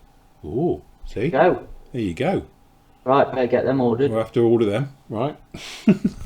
What engines did it use? Were they Pratt & Whitney's? I think there probably are Pratt & Whitney's in there, aren't they? I don't know. Are they the Wasp ones that are used pretty much for everything? Seem to be on everything, don't they, those engines? Obviously a good engine that's stood the test of time, isn't it? I'm finally able to get the Infinity CR Plus. Any suggestions on which needle combo to get? 0.2 every time. 0.2. Don't go for the 0.15 because it's far too thin and it's mainly for inks. But yeah, 0.2 is the best all-rounder. 0.2 and 0.3 I think is the easy way. A lot of people think that if you go for the 0.15 because it's a smaller needle, you'll get tighter camo and all stuff like that. No, because it's really designed for ink, that, so it'll clog and give you loads of trouble. You need something that's just always flowing. It makes your thing. And also, if you're doing tight camo, you're just going to thin your paint, knock the air pressure off and get right on top of it. Just always imagine when you're spraying, the spray pattern is a funnel, it's a cone. Okay, so the closer you are, the sharper it'll be. The further away you are, the softer it'll be. It's as simple as that. It's got nothing to do with really needle size, because if you're right up against it, it's absolutely fine. So we've got Tim's put a question up. What are the team doing for the Bulgers to Berlin? Phil's doing the B17. What are me and Nathan doing? Well, I kind of showed a bit of mine yesterday. It's gone. It's only 335, I think. So I'm doing something based around this. I'm not sure yet. He's doing a pub. I'm doing a with full interior. Pub. Yeah. With busty wenches. Busty wenches. With big steins. Yeah. So yeah, I'm building something around this. With big jugs. Big jugs yeah. Of ale. Some lovely throw lines. Apparently, just saying here, the Hurricane 2B is the Trop version of the standard Hurricane and has no cannons. All right. Apparently. Yeah. Somebody's put on about needle sizes here. Oh God, I've lost what to do. H&S. Yeah, they don't do a 0.3 H&S, do they? It's No. 1.5, a 2, a 4, and a 6, isn't it? Yes. Yeah. 0.2 then, isn't it? Yeah. Yeah. Just a thing here to William who's put on. Yeah, you have to keep refreshing it if it freezes up. Yeah. Phil, why hasn't Sprue Goo been marketed by any of the modelling companies yet? Well, to be honest with you, I was going to flog it at one point until I've got into the costs of testings and licensing and laws and stuff, and it's definitely not worth it. So that's why I made it freely available and told everybody how to make your own. Because I'm good like that. For the sake, imagine the things you'd have to get that on the market. You know. Again, this is that thing I think where people don't realise you can't just make a product and flog it. Like with us, we have to have licenses, and there has to be, you know, obviously insurance, manufacturing insurance in case somebody drinks a bottle. So that's why we've got millions and millions of pounds worth of insurance as a company, just in case someone cuts themselves open with a sander, you know, and all things like that. And it's the same with the wash. It has to go to be tested to be sold abroad. You know, especially getting into America, so it has to go through various things. So, and mine was just water. And it still costs thousands to put it through all the testing to get all the paperwork lined up. But if you imagine if it's chemicals, you have to list all the chemicals that are in it and everything. So it's like, yeah. But again, these companies, I don't know why they don't do it, because technically, if you flog in, you know, thinners and lacquers and stuff, you'd have had to do all that testing as well. So to them, I don't know really. But again, it's a bit like reinventing same stuff again. So. There is a shelf life for it though, isn't there? Yeah, it goes solid quick, doesn't it? It will go off. You do need to keep thinning it out. So technically, from a sales point of view, they're just going to get a load of people going, well, it's like I've had it for 3 months and it's dried out. Yeah. And now I've got a block of styrene. It's just a solid block of plastic. Yeah, it's not worth it, is it? There's nowhere stabilising it, I don't think. So it don't do it. Well, not, you know, unless some chemist knows how to do it, but really it's glue and styrene. Not a lot else to it, is there? So, I don't know. You'd have thought by now it would have been done, wouldn't it? Yeah, I must admit, I am surprised no company has brought it out. Seeing as they brought out, I'm not being funny, glues are 2 a penny at the moment. It seems to be the next big thing. Everyone's just re-releasing their version of TET, you know. But again, fillers, it seems to be, I always say the hobby is like fashion. You know, at one point we were going around and it was all about paint. And then you go through and it's all about primers, and then you go through and it's all about glues again. Then it'll become fillers. You know, and it does tend to be they all follow each other. They all bring out new versions of, and I don't know. It's the same old stuff, just keeps coming around. Nobody's really invented anything new. No one's ever brought out a new filler. No one's never brought out a new glue. You know, extra thin was for me you know, how long's that been out now? Oh God, ages. I think I first used it in the 80s. You know, it was. Yeah, that's a proper game changer. That was the biggest game changer, all when, you know, because obviously Humbrol brought out liquid poly, wasn't it? Yes. But that was just as messy as coming out of a tube, really. But when extra thin came out, and you know, that type of thing, that was a total game changer. That was the bit where no more gluey marks everywhere, and you know, that was a nice thing to be released. But apart from that, nothing's really been. You know, like new paints, isn't it? Oh, the new Mark III paint, this is what, it's just thin paint. Just ordered the UMM Scribers. Thanks for the questions and answers. That's Mr. Wheeler. That's the same Mr. Wheeler who sent me some very nice photos of his work. He does a fantastic work with very old kits. So yes, good luck with that one. Right, we've got best 72nd F14, F16. Tamiya. For really expensive. It's 72nd. Tamiya for the F16 still. Yeah, Tamiya for the F16 because that is still is the best one. I'll tell you what, the Academy F14 is not a bad kit. I never did get sent one. You were going to send me one. I ain't going there. Yeah. I know, that's why you haven't sent me one, clearly. But I was going to get one down for a review. Again, there is a couple of other little ones because the Fujami one is very nice. For the F14. Yeah, but it's looking a bit long in the tooth. You've got the fine molds one and the Great Wall Hobbies one. Sorry, that's actually what I meant. The fine molds one. All right. The fine mold one. If you have a look, I've done the reviews too, and they're very nice because you get all the detailing down the spine. You can have it open, so you've got all the hydraulics and all the fuel lines in the spine and stuff. So that's quite nice. And also like F16 and 72nd. Not that there's any available and you can't get them, but the kinetic one is not bad.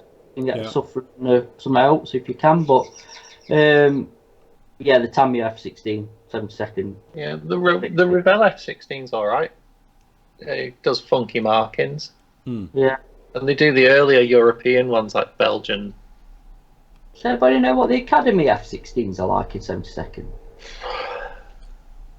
Hey? The Academy ones were reboxed by Frog, weren't they? Oh, that's Remember when Frog came back? Somebody's bought Frog back, and they reboxed all the Academy F16s for that. Let me have a look. Might have one. Yeah, because Nathan has got a big stash of F16s. Somebody's asked about Tsukimori kits. Yeah, they're nice kits, but like somebody's put, they are expensive. But you get what you pay for. You get a lot of plastic that you're not going to see because you've covered it up. The guys are talking a lot about scribing down here and all the rest of it. Scribing is one of those learned things where you just need to practice. It's not something where somebody can say to you, oh, do it this way, because you are in control of all of it. It's not like anybody else can help you with it. It's literally all on you.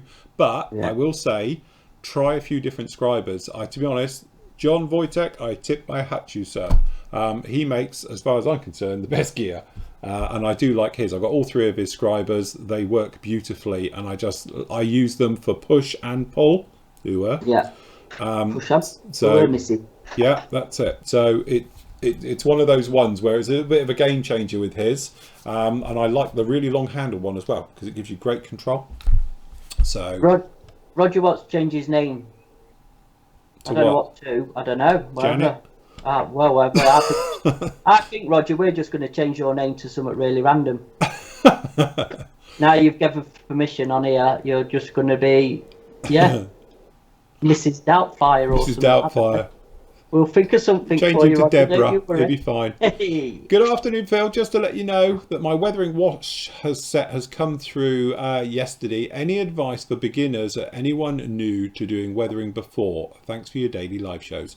Honestly, go off and have a look on the site. There's loads of videos. Have a look at the YouTube one as well. There's loads of videos on there from using it from a simple pin wash, literally just as a weathering wash, right the way through to doing really heavy duty weathering with it. My only advice is 2 bits. First of all, if it's the first time with your weathering wash, put a gloss coat down first, just so you get a feel for how this stuff actually works. Second thing is, let that gloss coat dry for at least 24 hours before you come at it with the wash. Okay, mainly for acrylic people, because you want that acrylic coat to be completely sealed. Otherwise what can happen is that the wash will then eat into the surface of the soft acrylic, normally when you're wiping it and all the rest of it. But it is one of those things, you can use it as a panel line wash only, or you can use it for heavy duty weathering like I did on the Millennium Falcon, for instance, which is probably one of the heaviest jobs that it's had. You can use it in a million different ways. It's one of those things where a lot of people just think it's a panel line wash. I always call it a weathering wash because I very rarely do a panel line wash with it. So yeah, you can do everything. But honestly, there's loads and loads of videos on there. Have a look on the site, have a look on the YouTube with it, and you will find a million different ways of using it. Apparently, Bryn's put up the Academy newer version of the F16. Supposed to be very nice in 72. Very nice. So, don't know, might have to have a look into that. Mm-hmm. If we can ever get Academy. For the A's, Yeah. sort of the NATO ones, like the European A and B. Revell kit's okay. It's got the problems any Revell kit's going to have. You've heard it here first. Get one for a bargain used Hasegawa. Yeah. But check, because I think some of their Hasegawa ones have raised panel lines. Is that an A? This one's a C. Oh, it is a C. So I was just looking at the tailplanes. They look like they're square. Really early C, I think, old. But there's loads and loads and loads of F-16. I tell you what, Fujimi did a range of F-16s as well, didn't they, in 72? Back in the day.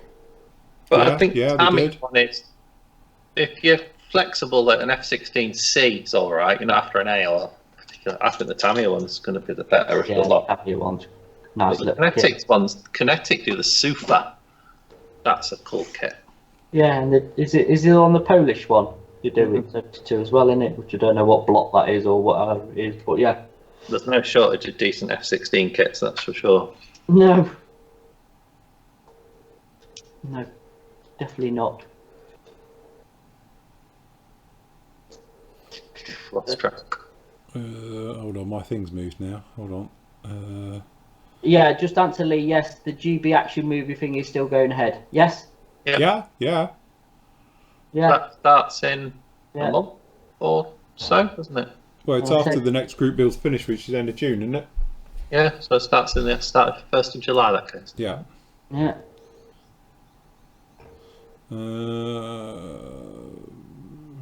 Somebody's the Tamiya 72nd F-16 just falls together. Not surprising. You get the one with the full equipment. I think that's the one we sell. Yeah. Yes. Sorry, I'm just trying to see where if I've missed your question, guys, say it again. It's just that it's all moved and I can't see where I even was. Anyway, Gordon says, is there a reason why PM Models website keeps some kits listed even though they're sold out? I often get excited when I see some kits, only to be disappointed when the releases they are sold out. To be honest with you, everything on the site is a restockable item, otherwise we'd just take it off. But at the moment, for instance, we can't get hold of a lot of stock because said distributors, manufacturers and stuff like that are all out of sync at the moment. So whilst we are trying to restock everything, some of it might take time coming through. It's completely out of our hands. You know, and that's how it sort of works. Other times, sometimes we get from one said supplier and then they dry up, so then we go to another said supplier and get all of their stock and then they dry up. So we do spend a lot of time having to go around different suppliers to get different stocks in. Unfortunately, we're not big enough to be able to carry huge amounts of stock. So one day we will be able to have tons on the shelf, but at the moment we can only keep a limited supply of everything. Yeah. So usual thing, if you are after anything specifically and we haven't got it in stock, give us a nudge, use the contact me on the PM site, which goes to Matt, and say to him, can you get in, and then we can order it in. As is anything, a lot of the times if you don't see it on the site, please shoot us a message and say, can you get in, and we can just give you a yes or no. Most times we can get it, okay, and we'll just then tag it onto our next orders coming through the said suppliers. What are you squirting around? What have you just leaked everywhere? Me bloody Molotov chrome pen. Have you gone chrome and? I've got a chrome thumb. He's been playing with Metal Mickey again. Gonna go back in for his dinner looking like T2000. Yeah, that's right. Yeah. Yeah. Cue the music. Dun, dun, dun, dun, dun. Yeah. This is going to be a difficult question to answer if we've not built one. John's asking, does anyone know if the 48th scale Kinetic FA18D 8Rs can be built wheels up? The kit instructions don't show it as an option. Yes, because I built it. It can be done. Yes. Yeah. Yeah. The 8Rs one has got the longer nose and all the rest of it, but it can. It doesn't have the facility. But like I've done them gear up, and you can. You have to cut them all up and then put the doors all in and do it that way. But even the 8Rs one has got the bulge because it's got a different nose on it because it's got the square jaw for the cameras. The doors are all there for it. So And yes, we do sell it, but they're not in stock because nobody's got any kinetic at the minute. We're struggling to get kinetic back in. Yeah. Big time. So we've got no F18s at all. Last one sold last week, I think. Gosh. And Trevor, I think, asked this question before it rings a bell. How do I get a stain finish over Future with Tamiya or Mr. Colour Paints acrylic? Did you say get rid of or put in? How do I get a stain finish over Future? Sure. A stain finish? Satin finish? Satin? Do we reckon it's satin finish? Not sure. If it's with Future, the easiest way with that, right, is to whack your air pressure up to about 8 billion. No, just whack it up to like 25 psi. If your compressor will go 30, stick it up to 30, go a foot away from your model and give it a coat of clear Future like that. That'll be satin. No. Just up your air pressure and blast it. It'll be fine. That's because it dries while it's in. Yeah, because it's airborne and being shoved on. It's drying it as it puts it on, so it gives a nice satin finish for that one. But don't make it wet. Obviously, you want to be doing it a good couple of feet away, and literally, you can't see it, but literally like that, and it'll be fine. So you're dusting it on. You're not putting on like a wet coat. You're just dusting it on, and it will sort because it hits and it softens, but it'll give you more of a satin to flat finish, really. Phil, what is your opinion on the Kinetic 48 scale EA6B? Well, it's a lot better than the Monogram one. Was it Monogram did one? Yeah, it did. 'Cause it had, yeah. So, although it's not perfect, it's a lot better. And now I do believe it comes now with a not one piece, but just one part canopy, whereas before it was two parts of the canopy because the injection molding, you had to glue them together, and it's quite a tight seam trying to get it in the top, which was always a bit of a nightmare. Now it comes with that as one. It's been retooled, so yeah, should be okay now. It's all right. I wouldn't get the first ones, get that one. The new ones that are out now, are they marking them as a gold edition or whatever they call themselves these days? Could be. It could be. So just make sure you get the latest boxing of it. It'll have it. Also, the early ones had a dodgy wing because it didn't have the wing fences, but then the intruders had the same trouble with it. So yeah, but it should be fine on that one. But to be honest, it's the only one, so you're into it. It's a little bit complex because of the way they are with the shapings for tooling purposes. But again, seen guys do it, and it does look really nice when it's been done right. Phil, when will your store be back open? I don't know yet. I'm enjoying the holiday, to be honest. It's quite nice.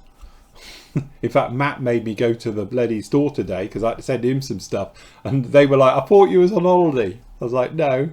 So but I had to go to the post office today to send something up to Matt. So but yes, for the moment we're just keeping as it is. We will look at it a bit like the government on the 7th. No, we won't. We'll probably look into it on Friday. Next Friday, we'll look into maybe a phased reopening. Oh, God. Whatever one of them is. Just sending out blue sanders. Well, so, yeah, we're only doing, yeah, blue sanders, then it'll be green sanders, then it'll be the white series. Yeah. But no, to be honest with you, like pigments, I cannot do at the moment purely because I can't get our tubs that we go in for. We can't get the lids, and my manufacturer is totally shut down. So that's a problem at the moment. So pigments are well out. Can't do pigments.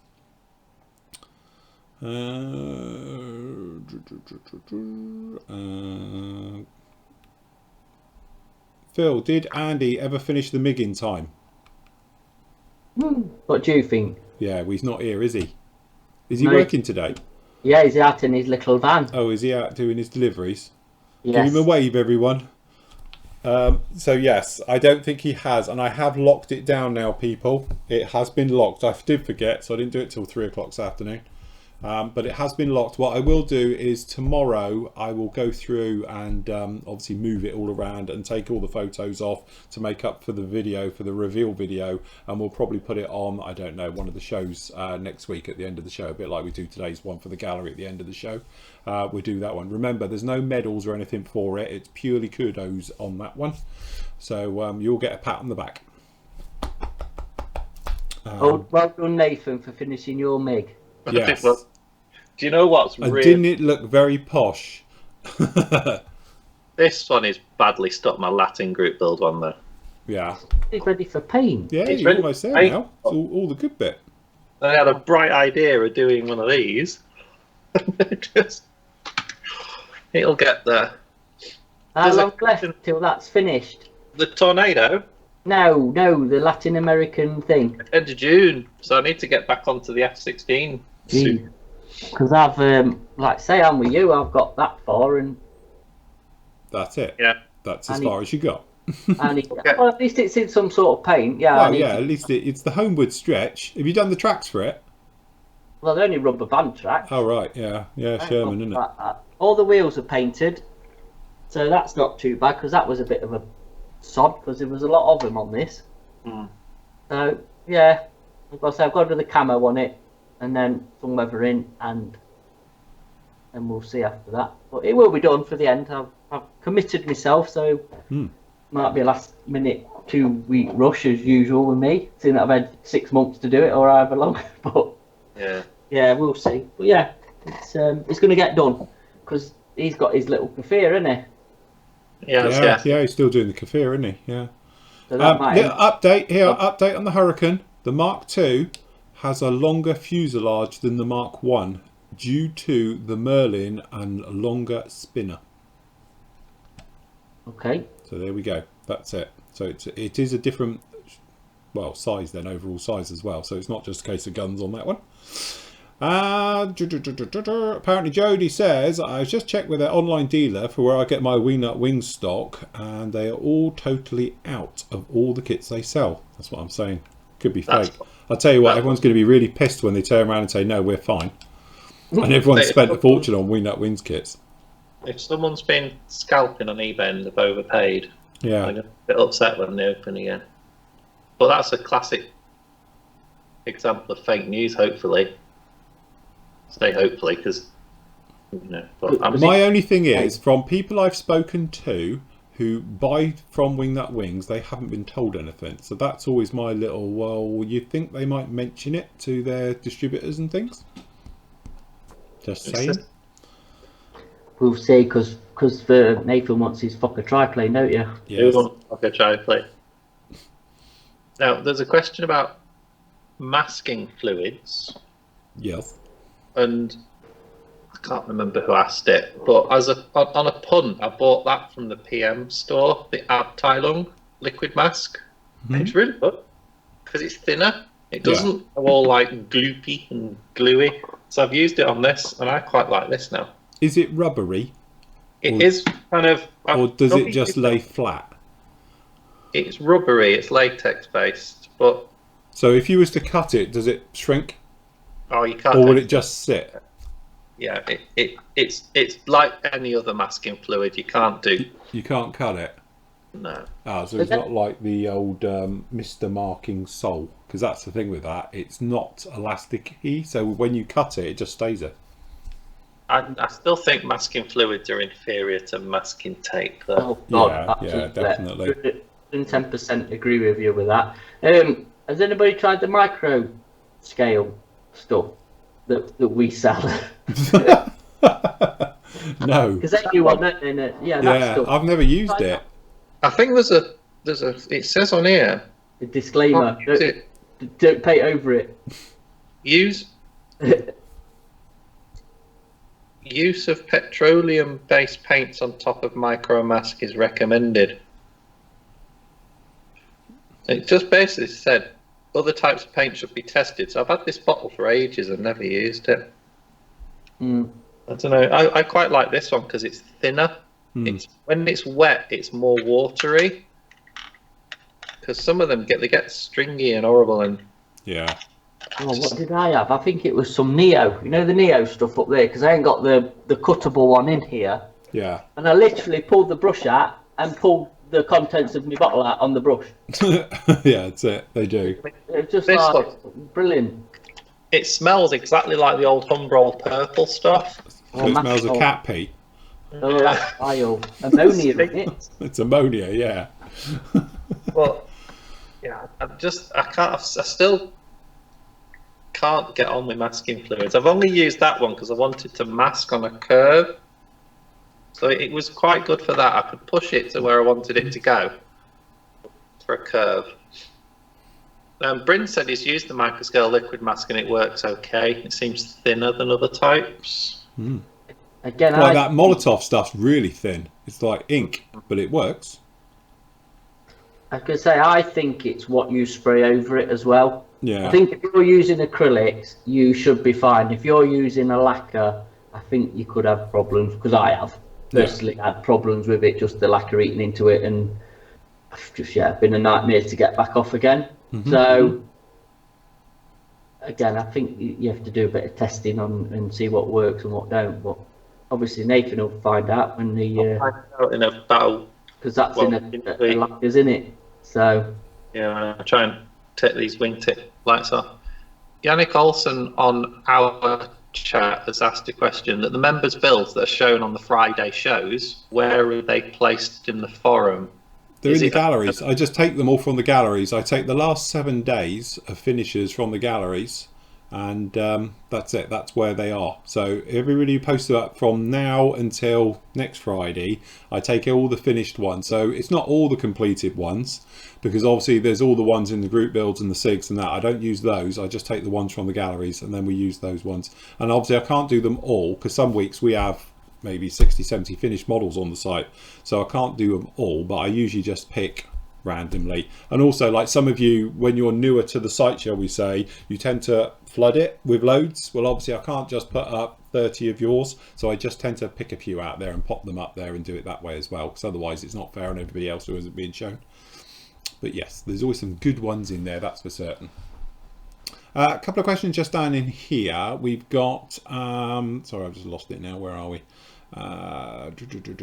Martin says, just started painting the TSR2 white. Would you add any colour to the white just to tone it down? Yeah, stick a drop of buff in it. The other one as well, somebody was saying about it, and they are correct, is sail white.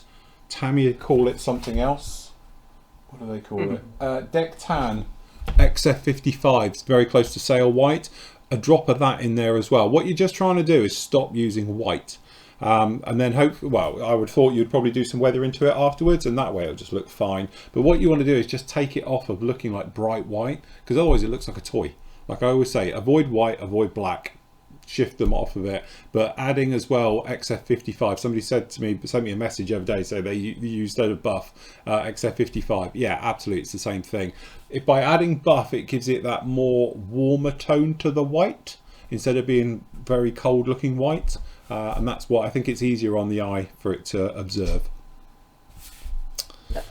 We've got some on our chat, I think. Somebody's asking me if I've built the M1A2 from Tamiya. Dennis, no, I haven't. No. John's put a question up which is a bit expansive, to say the least. What is the best 30-second MIG? Can you narrow that down? Yeah, where do you want to go with that? Trumpeter. There you go. Trumpeter, because they're the one who make them all. Yeah. I've got a Trumpeter MiG-21 that is quite nice. Well, they're MiG-23. You got obviously with the 27s. You got the 29s. Yeah, take your pick, innit? There's not many companies that do MiGs in that scale. Revell do a MiG-29, I think. Well, yeah, Trumpeter basically, isn't it? You can get them. Just catching up in a very nice one. Thank you, David. He says, I'm not a member, I'm far too tight, but I must give you a huge thanks for keeping me sane during the lockdown. Stay safe, folks. Thank you, David. Our pleasure. What? Membership? Flory. Apparently, I reviewed the Academy 72nd F14. Did I? Yeah, you did. Did you? Yeah, you did. Yeah, probably. Look, it's Groundhog Day. When you're doing as many as I do, I'm like... Yeah, because I got it back and somebody bought it. Oh, well, there you go. So, yeah, I'm sure it's a fine kit. I can't remember it. Do you know, I'll have to go back and have a look at it after the show. I'll tell you what, hey, it's their newest kit. Whose kit was it? Academy's. Yeah. It's like tricolour one, like old Matchbox. Right, yes, I remember. Yes, it had the black and the white, and it's like retails at 26 quid or something. It's really good price. Just had answer Robert, yes, we can get them in. They're the 116 M5 Stuart from a company called Classy Hobby. They're, I think they're on the boat along with our Ryfield stuff, to be honest. If they're not already here, I don't. Yeah. So yeah, it's something we can get in. I tell you what, a bit of a price comparison. Isn't membership of the forum cheaper than buying one of these a month, or other magazines? Yes. Yes. And how much do 4 of these cost? It's cheaper than that. It's an absolute bargain for what you get, I think, isn't it? Yes, right, it is. My chat's just given up the ghost in YouTube. We're saying how good it is, and it's just literally locked, and I can't get it back for some reason. It's saying, hold on, it's come back in. Welcome to the live chat. Okay, right, it's back. It's right, I'm back. So it's not just our chat, YouTube's chat's doing it as well. Yeah, no, our thing is I've just renewed it. Just, I think somebody's on about this building. You know, they're on about the building that my mini art won. Yeah. To be honest, if you're looking for a backdrop, the mini art buildings, they do some decent stuff, to be honest. I'm quite a fan of mini art and what they do, for especially like the diorama accessories and the buildings and stuff. It's a cheap option rather than going down the plaster, resin, print your own, carving it out of foam. They are vac form, but they're not hard to put together, to be honest. There's a few tutorials around and stuff, and like I was showing last night, and this is not something we sell or anything, but this book's invaluable, to be honest. It's from a big ammo book, but it is how to build like a mini art building from start to finish. I don't know if we'll get copyright, but it's painting and weathering and, you know, and it's some really good ideas. So, you know, if you're interested, then I'd give it a go. Matt, how comes Great Wall hobbies are so damn expensive these days? Ask them. I don't know, because they just are. Again, it's exchange rates, isn't it, and delivery charges, I think. Yeah, and like I think somebody mentioned me, and they made a valid point, because of the a lot of air freight at the moment isn't going, because obviously the airlines aren't doing as many. If anyone was seeing the other day, British Airways put their entire cargo fleet, it looked like, into the Cotswolds airport, which used to be Kemble, was it? RAF Kemble back in the day. It showed some pictures of all being shoved in there, and I think what it is, it's now premium for the cargo planes that are flying. It's premium, and they're charging more. So again, if you want to get kits in to distributed and that, the cost of shipping them is going up, and that's why I think we're just starting to see knock-on effects of costs going through the roof and stuff like that. Again, I think it's one of those things. It's going to be mixture of the pound being weak, shipping costs going up, especially for us in the UK, you know. So yeah, I mean, you've lost all your passenger planes, because like Ryanair are flying 1% of their flights. Yeah, that's it. So you've lost all that space underneath passenger aircraft as well, haven't you? Because that would have been used by kit manufacturers to ship as well, I imagine. Well, I was going to say the airline industry is going to get really hit, isn't it, with this going on? So, but also as well, we actually haven't got, as far as I know, a distributor of Great Wall Hobbies in this country. Right. I don't think anybody's distributing it. So, I mean, I can get it when it's in stock from Germany, and that's the only source I know of at the minute, unless somebody tells me different, that some other company's taken over them. But I know a few companies in the UK have tried and gave up on them. For whatever reason, I don't know, but, you know. Are they Chinese, Great Wall? Yes. Yeah. I might someone who can help translate for you, if that's the problem. Right, one for Nath. Who makes the best Stuka in 1/48 scale? Ethics. Yeah. Yeah, I'd have to agree. It's brand new and it's nice. Yeah. Yeah. I have to agree with him. Igor, I'm going to translate Q and N for any thoughts on Ravel's Tornado Tiger Meat 2018. I think he means question for Nathan. Any thoughts? I reckon that Q and N, look, that's it. It's going to be known as not Q and A anymore. It's going to be Q and N. Questions for Nathan. For the Tiger Meat 2018 Revel kit. Was that the 72nd one? Yeah, I mean, that's what Revella do. They tend to do that. Every other Tiger Meat scheme, they tend to put in a box and release it. Yeah. But it's the old 72 kit, which is the best kit. Yeah. Got its issues, but it's the best kit. Mm-hmm. And it's got its issues, but yeah, you're building Rebel, so don't forget you're going to have to tidy the parts up. Yes, definitely. Phil, have you noticed that there is a tag challenge on YouTube where you show your stash? The Chieftain did a video just recently. Yeah, but my stash is probably, well, it's a warehouse in Doncaster these days with Matt. We have a joint stash. Yeah. How many kits we got? I don't know. I have no idea, to be honest. To be honest, we're going to have to get Andy to do a bit of a thing around it. Because we did say we'll get some up-to-date photos, because my stuff is now 7 months out of date, those photos I put up. Yeah. To be honest, we did say, like, when he's back up, because I know he's up Saturday, but it was proper. We were on it Saturday when he was up. He's not up this Saturday because he's working in his proper job. So hopefully I'll have him next week, and he's going to do a bit of a video with the shop and upstairs, and like we say. But no, they're tagging their actual, like, man caves. Oh, right. I did say what we ought to do is actually grab a camera and go around ours, like, over the course of perhaps next week. Yeah. Like I do in here, they're going in the draw, you know, like we've done before, because we have done it before, haven't we? But obviously, you know. Does that mean what you're actually saying is we all need to tidy up? Mm. Because just like a student flat, mine is gorgeously clean from this sort of angle, but if you look over there, it's a shithole, and over there's crap. There you go. There's crap everywhere in here, look. Yeah. Well, yeah, I'll grab the other. Now I've got an extension, I can probably do it a bit better. But yeah, we can do that next week at some point. We can do around. Well, Nathan's going to have fun in his. But I haven't got a stash here, so you can't go through my stash, because my stash is on top of Leslie's office in the unit, in boxes.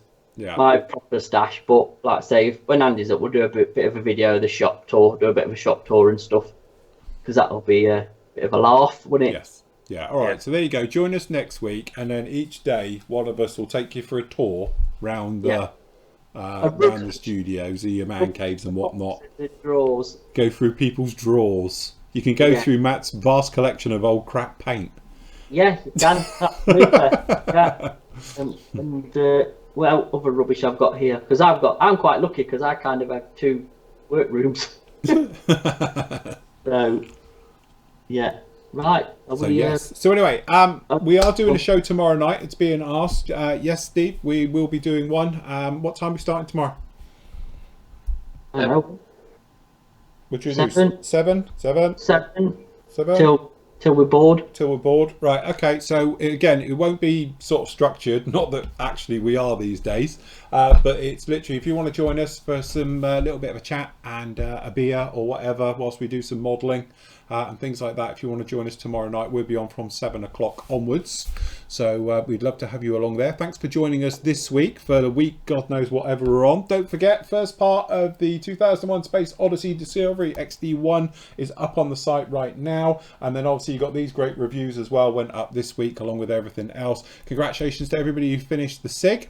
For the MIG SIG, well done to everybody there. Don't forget, obviously, we've got the group build still going on for the Latin group build as well, so you've still got a couple of months on that, so don't sweat it. But obviously, push along with those, get the entries sorted and done. As always on a Friday, I'm going to leave you with your great work from the gallery. So until, unless anyone's got anything else, I feel like an auctioneer looking around at you guys. Right. Until tomorrow night, everybody, have a good one, stay safe, and we will see you soon. Bye. Bye. Hold on, I'm on the wrong giz. Hold on, here we go. Keep waving. Keep waving and smiling. I was not ready to falling like I'm wasted. My heart grows heavy. Don't taste me rushing. Keep your words naked. You got me blushing.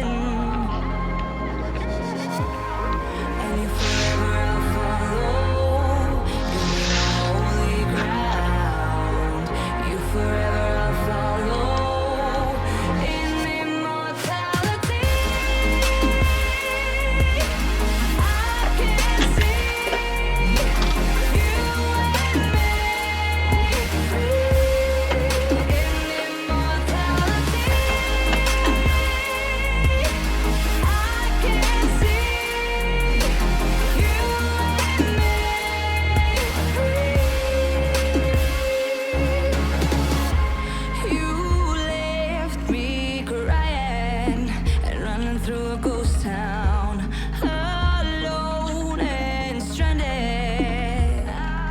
out.